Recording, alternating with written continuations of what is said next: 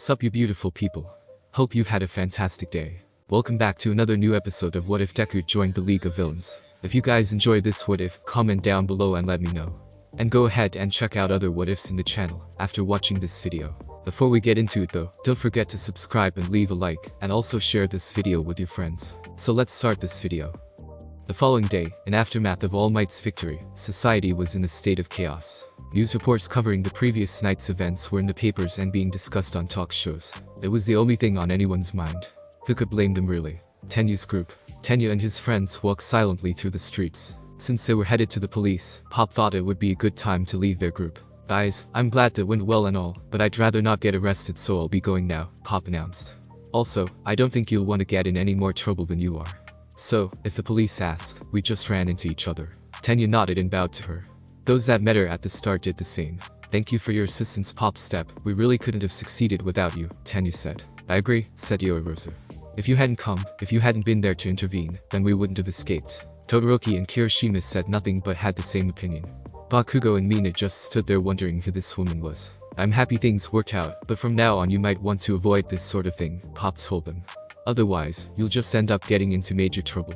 Wait until you become pros, then you can do this sort of thing legally. Don't worry, we will, Tenya assured her. Pop then said her goodbyes and leapt up to the buildings, where she jumped across them and disappeared from the group site. The students eventually encountered the police, who asked Katsuki and Mina to come with them.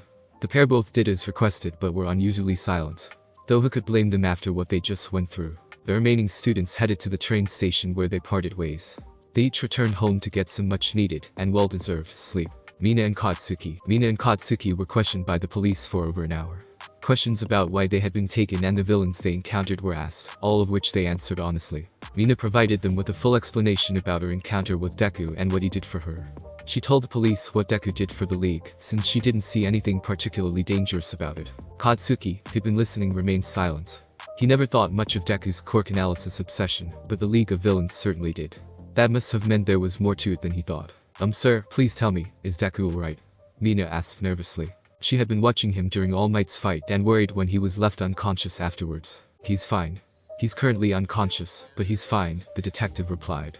Some of my colleagues will be questioning him when he wakes up. She felt a wave of relief that he wasn't dead. Bakugo couldn't believe how friendly she had gotten with Deku in just one day. Was there something wrong with her? It didn't matter that he helped her, he was a villain and nothing more. Well, thanks for all the information you've given us. It's been a great help. For safety reasons, police will be escorting you home, the detective notified them. The pair nodded in understanding. As they left the room, the two students were deep in thought over Deku. I hope he's alright. I wonder if the police will go easy on him since he helped me. What he did wasn't too bad, so he may get off easy, Mina thought hopefully. Whatever the scenario, I hope things work out for you, Deku. I really do. Damn that bastard Deku. Who does he think he is? Acting like he's above me. That quirkless piece of shit. He's lucky that he's far away from me right now, otherwise I'd kill him. Still, could he have actually jumped? Yeah right, a year ago that guy was too spineless to even talk back to me, let alone jump off a roof. Well, I suppose it doesn't really matter now. After today I'll probably never see him again, Katsuki thought. He couldn't have been more wrong. Izuku Midoriya, I want to know where my son is, she yelled at the man in front of her. That was him on TV in Kamino, I know it. I came here last night and they refused to tell me anything. Why shouldn't I be allowed to see him? I'm his mother. Izuku was currently at the police station trying to get information about her son's whereabouts. She had come the previous night only to be turned away. All she had been told was that he was unconscious and being treated. He's at the hospital for villains, Mrs.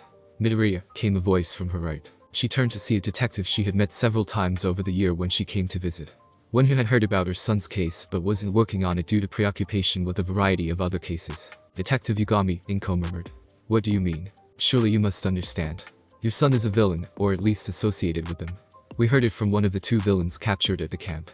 The statements from the captured students also confirm it. Therefore, we need to question him about what he did for the League, Yugami explained. Izuku couldn't believe what she was hearing. Her son, a villain. It was impossible. Izuku had always wanted to become a hero, so why would he suddenly just decide to become the opposite? It made no sense. If you want to know the whole story, then I suggest you listen quietly on the way there, Yugami stated. Though please note that we still need to question him first before you two can reunite. Izuku stayed silent. This man, was he saying what she thinks he's saying? I will take you to the hospital, however, you will not be allowed to see him until we have gotten what we need, Yugami told her. Now let's go. He turned and started walking towards the door. Izuku quickly followed. There was no way she was going to miss this opportunity. "I'll be there soon, Izuku, I promise," she swore. The League of Villains. Tomoura's group. Things had not been going so well for Tomoura. His master had been defeated, thanks to a cheap shot, and was gone. His group had lost Deku, Dabi, who was still in Deku's possession, and Muscular, who Sensei had intentionally sent away. He had no idea where they were, though Kurogiri said it was a secret facility Sensei owned, one only he and Kurogiri had the coordinates of. That aside, there was something else on his mind. Just how the hell did they find? Tomoura wondered. Even if Moonfish and Mustard gave statements about the bar, there's no way they could have known which bar exactly we were occupying. They only saw it because Kurogiri granted them entrance. Maybe someone else told them, Magni suggested. He's got a point, Compress put it in. All for One was an important figure in the villain community. It wouldn't be wrong to think he had enemies inside the league. Tomoura stopped pacing and started thinking. Compress had a point. Also, even if the police had taken their captured teammates' statements, there's no way they could have found them that quickly. They just left one option: someone ratted them out. Someone had those mini-pods planted, just waiting to strike when the time was right. Additionally, they hadn't just been aiming for Sensei, they had been trying to kill Deku, the most powerful figure in the league and its only quirkless member. There was only one individual who hated them both, who would be daring enough to do something like this. Atrocity, Tomoura seethed venomously. That son of a bitch. He ratted us out to the police. The others looked at him concerned. You sure? Spinner asked, much to Tomoura's irritation. Definitely, he always despised Master for being more powerful and having more influence than him. He despised Deku because he was quirkless, even more when he took his new toy from him, Tomoura explained. Toga and Twice remained silent. They knew exactly what Atrocity was going to do to Mina until Deku intervened. If anything, they were happy when she escaped. She was different from most people, and they liked her for it. Then it wouldn't be wrong to assume that Viper is working with him, Tomoura continued. How else could he have gotten hold of the Nomu that tried to kill Deku and Hosu? That may be true, but I doubt that she would be doing it willingly, Kurogiri interjected. She hates the man with all her soul. No one said anything for a minute. Kurogiri, you have a USB stick with all the work Deku did for the league, don't you?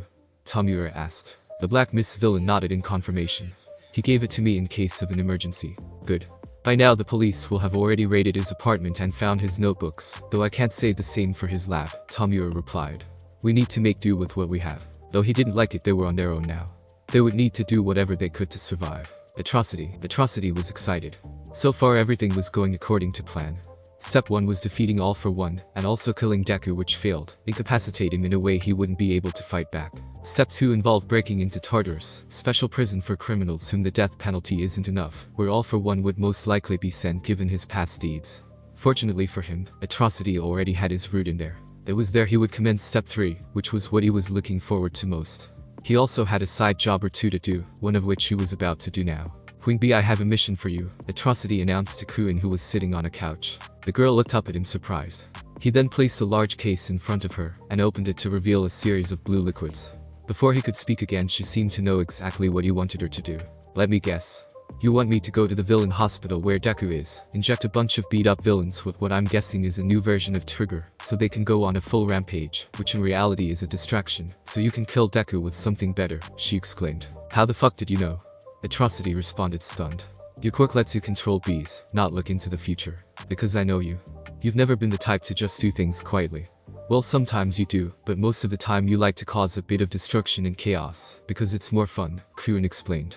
Also, I had one of my babies follow Deku in just case you wanted to know. Tracking is a speciality of mine, remember? How else do you think Shigaraki found the UA training camp? Atrocity said nothing. This girl nailed all the right points. About him and herself. She didn't know everything though. Mostly right. This is kind of a new version of Trigger.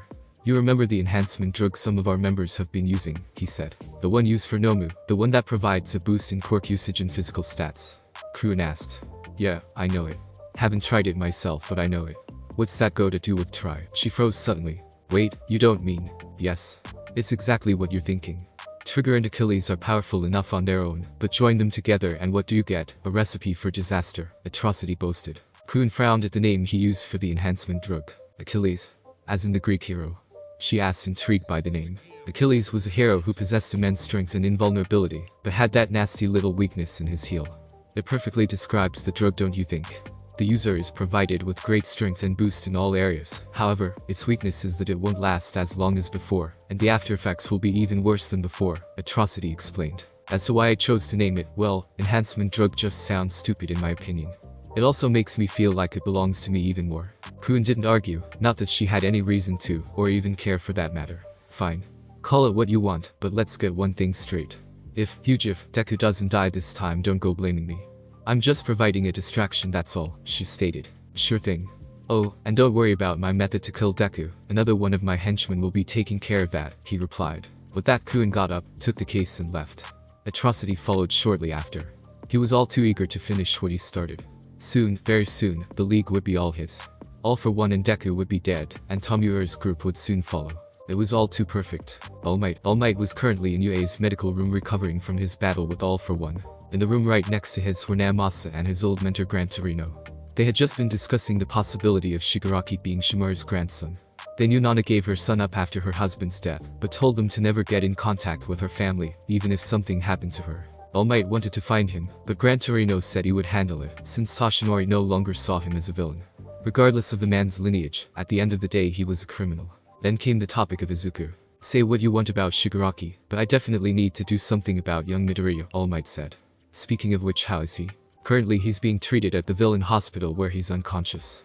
He suffered some burns from those pods and has a few bruises, but otherwise, he's okay, Namasa explained. All Might was relieved to hear that. Look Toshinori, I get that you feel guilty about what happened to this boy, but he's still a villain. You can't treat him differently because he's a kid or because of something you said, Gran Torino told him. I know, but I want to help him. He isn't as bad as you might think, sensei.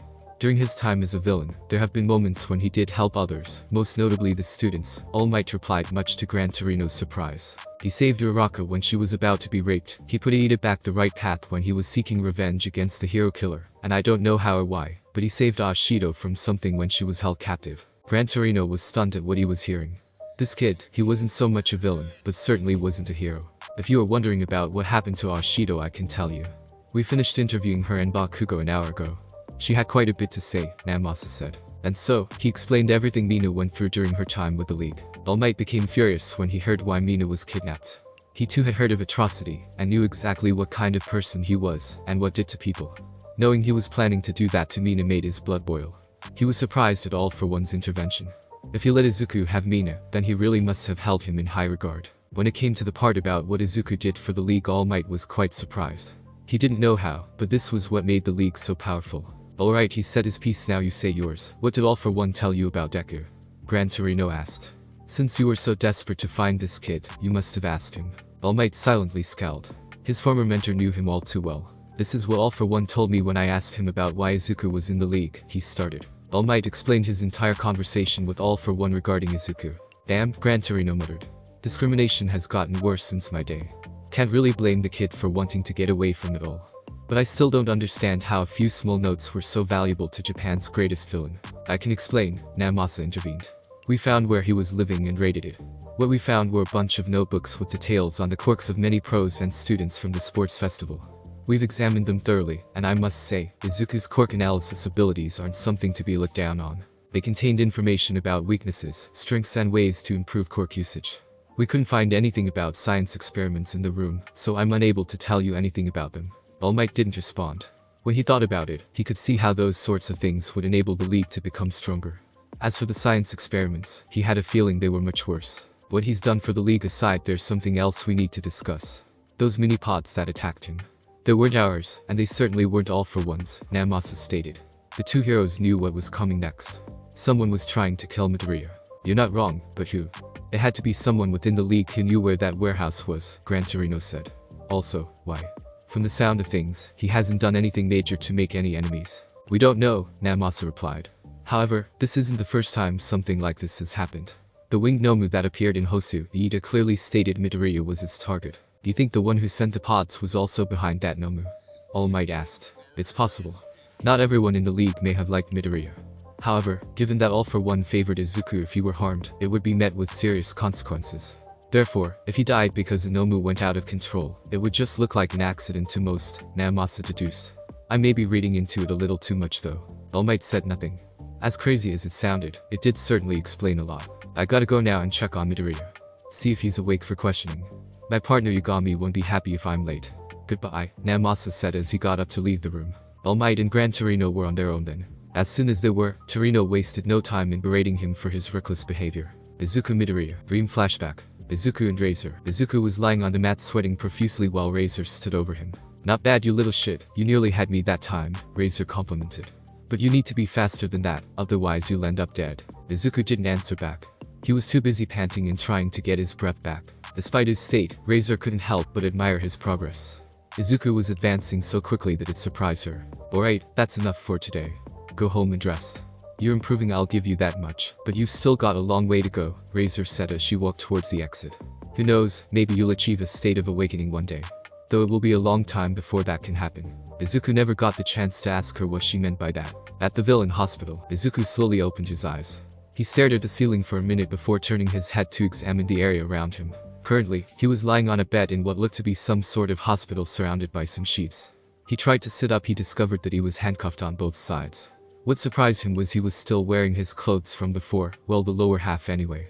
He thought his clothes would be replaced with new ones. This, however, made him realize that he had bandages wrapped around his body. Considering the damage he took from those flying mini-pods and the impact that knocked him out when he smashed into the wall, it wasn't surprising. Speaking of damage, Izuku moved his body slightly, only to feel no pain, which was surprising. Whoever treated him must have been a skilled doctor or had a really powerful healing quirk. Izuku groaned. "If I'm in a hospital, that means I was captured." It was the only logical explanation he could think of. However, that also meant Sensei had been captured. After those mini-pods ceased attacking him, he noticed another shooting straight through Sensei, while All Might delivered an immensely powerful final blow to him. At the realization of this, his stomach churned. If Sensei has been captured, then that means Razor's gone also. She only remained with the League as long as Sensei was around. Which means she'll be heading back to Butler now, he thought sadly. That means I'll never see her again. In the time he had known her, Izuku had grown to respect, appreciate and like Razor. She was his teacher. She made him a stronger man. And now she was gone. It was one of the saddest moments for him. That said, he wondered about Tomiura, Kurogiri and the others. Were they safe? Or had they been captured as well? He had witnessed them get transported away, so they must have been okay, right? However, given that they didn't know his location, he couldn't count on them to come and save him. He was on his own. Who was trying to kill me back there? He wondered. I haven't made any enemies, except maybe Muscular. Atrocity perhaps. Razor mentioned he despised Sensei for being more powerful than him and the quirkless. Although, Muscular was working for him, so he must have reported that I freed Mina. I doubt he would be happy about that. Still too soon to be sure though. There was one question that was weighing heavily on his mind. How did All Might know who I was? He thought. They had only ever met twice, the second of which he didn't even know it was him. What's more, just what did he want with him? The symbol of peace had clearly been looking for him, and wanted to talk with him about something. But why? Did he feel guilty about what he said to him on that rooftop a year ago? Well, it was a bit late for that. He had already chosen his path in life, and there was no turning back. He couldn't just switch sides just like that. It wasn't that simple. If anything, he should thank him. If All Might had never said those things to him, then he never would become stronger. He would still be weak little Izuku trying to achieve something that was impossible. Even if he had entered UA, he never would have become a hero. It had taken him a long time to realize, but a quirkless hero is something society would never allow. They were too prejudiced to allow it. Izuku's thoughts were interrupted by the arrival of two men. One wore a brown coat and hat that covered his dark hair. The other wore a black coat and hat that covered his blonde hair. Izuku Midoriya, the dark-haired man, greeted. "I am Detective Namasa Tsukauchi, and this is my partner Ryo Yagami. We came to ask you a couple of questions." "And what if I refuse to answer?" Izuku asked back. "That's your choice. However, you should know we have some people in the force who get the truth out of you in a more forceful manner," Ryo informed him. "So, unless you want to end up in a worse situation than you are now, I suggest you cooperate." "Go on then, I dare you," Izuku challenged. "Whatever torture you plan to put me through I can take. So do your absolute worst." He wasn't scared of what they would do to him. He had been trained well enough that he wouldn't break under torture for prolonged periods of time. Ryo was slightly taken back at Izuku's boldness. That threat normally worked. This boy, whatever he had been through, it had hardened him. "Yagami, that's enough. Threatening him isn't going to get anywhere," Namasa interjected. "You really want to do that when you brought his mother here?" Izuku felt as though he had been punched in the stomach by a Nomu filled with enhancement drug. His mother was here, now of all times. "No, I'm not ready for this," he thought. It wasn't as though he didn't want to see her, he really did. He just wasn't sure if he wanted her to see him, this him. He was a villain. He wasn't the sweet innocent child she had raised all on her own anymore. He was a villain, a criminal, nothing more. How could she look at him after what he did? "We'll be sending her in to see you after we're done questioning you," Ryo said, having noticed Izuku's reaction. "Or we could call her in now and listen in while we question you. So, tell us, kid, are you still going to remain silent?" There was silence for a minute before Izuku spoke again. "I'll answer what I want and only what I'm able to," he responded. He wouldn't reveal any sensitive information, not that there was much anyway. Ryo and Naomasa nodded. Naomasa started asking him questions. How did you join the league? They sought me out after finding one of my notebooks on quirk analysis. They saved me when I tried to commit suicide. The detectives flinched at that piece of knowledge. Ryo hadn't expected that kind of response. Naomasa on the other hand was more concerned. And why would you try to do that? Because I couldn't take it anymore. My entire life I was bullied for being quirkless, both by my classmates and my teachers. Everyone mocked me, hurt me, and humiliated me because of what I was, especially when I wanted to be a hero. Then one day, after several encounters with different people, I had had enough. So, at the advice of someone else, I jumped, hoping to put an end to it all. Izuku had answered this question rather angrily. This was a rather sensitive topic for him, but if the police wanted the truth, they may as well know how screwed up his life was before. Ryo was stunned. Naomasa was concerned. Everything Izuku said matched up with what All Might told him. We know about your conditions, however, why did you choose to leave your home? It was to keep my mother safe. I didn't want to lie to her or risk her finding out. She's many things, but stupid is not one of them. Eventually, she would have gotten suspicious, and when that would happen, well, I think you can guess. The detectives nodded in understanding. That was as good a reason as any. We know you did quirk analysis and science experiments for the League. Did you do anything else? Also, what sort of experiments did you do for the League? Not really. I wasn't a field agent, though I did learn self-defense. As for the science experiments, I'm not gonna tell you anything. Say or do what you want to me, but I won't say a word. Oh, and before you ask, I didn't work on the Nomu at any stage. The first time I saw one of them was the day of the USJ incident. I had no prior knowledge of them. I don't even know how they're made. Why were you at the USJ then? To get revenge. Katsuki Bakugo was my primary tormentor for most of my life, and this was a good chance to get payback. I fought with him. I defeated him. After that, I returned to Kurogiri and Shigaraki and convinced him to retreat since we were at a disadvantage. The detectives went silent. Naomasa remembered Inko's statement about Bakugo bullying Izuku. It made sense that he would hold a grudge against him. Ryo was starting to feel sympathy for the kid. Throughout the entire interrogation his quirk, lie detector, had been active, thus allowing him to verify everything Midoriya said. However, Izuku had phrased his answers carefully, since he did not want them to lead back to Razor. Did you go near UA and its students again after this? I went to the sports festival to analyze their quirks on All for One's orders, but that's it. Interactions I had with them afterwards were all indirect and by chance. What were these times? First was Iida at Hosu when he was on his internship where we fought against the Nomu. The second was Uraraka at the shopping mall in the Kiyashi ward. We spoke briefly but didn't talk about anything major. The third time was the whole kidnapping scenario involving Ishiso and Bakugo. I had no knowledge that Bakugo was a target. If I had I would have argued against it since I really do hate him. Ashido I just happened to stumble upon by accident. Most of the league didn't even know she was there. Well, they didn't know about his meeting with Uraraka. The mention of Hosu caught their attention. Tell us about Stain. He wasn't at your hideout. And from what we gathered from the two individuals we captured, well Mustard mostly, he hasn't been seen with your group. From whom does he take orders? Izuku frowned at the new information. So, Mustard and Moonfish had been captured during the mission. That explained why he hadn't seen them at the hideout. As for Stain, there was no information he had that would hurt him. Stain takes orders from himself since he isn't a member of the league, he never was. As for where he is, I don't know. I haven't seen him since Hosu. The detectives were surprised at this information. They thought Stain was a member of the league the whole time. Why were you with him in Hosu then? It was a sort of internship set up by a friend of his who worked for the league but no longer does. It was sort of a break from the league for me, and a good chance to hone my fighting skills. He even put on his crusade for the week for it. There was absolutely no killing. You arranged the meeting. I won't say. You don't need to worry about that person though. Since you captured Sensei, they no longer work for the league. Despite knowing that he was telling the truth, Ryo couldn't help but feel frustrated. They weren't receiving any useful information. Where is Shigaraki now? Ryo demanded. Where did All for One send him and his team? No clue, Izuku replied rather bluntly. Then tell us the location of the league's other bases. They must be at one of them then, Ryo continued. He was getting impatient now. Izuku stared blankly at him. Unfortunately, I don't know of any other bases since I was never told about them. I wasn't told a lot of things, only what I needed to hear. I had 2 jobs to do, and nothing more, so just why would they tell me confidential information when it wasn't necessary for me to know it? Izuku asked. Ask as many questions as you want, but I don't have any sensitive information that could hurt the league. I never pried into their secrets because it would just get me into trouble. Then just why did you join at a first offer if you didn't know that much about them? Ryo snapped. He was really annoyed now. Naomasa was also annoyed at the lack of information Izuku possessed. They thought he was more important than that. All for one is why, Izuku retorted, catching both the detectives off guard. I don't normally judge at first glance, but the moment I met him I knew he wasn't the type to take no for an answer. Do you understand? Even if I said no, I would have ended up joining anyway. The detectives went silent. There was nothing else to ask Izuku.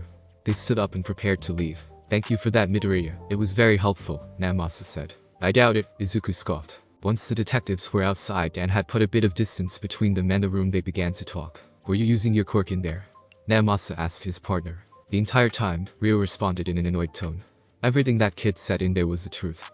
Everything. Namasa didn't reply. He knew everything meant everything.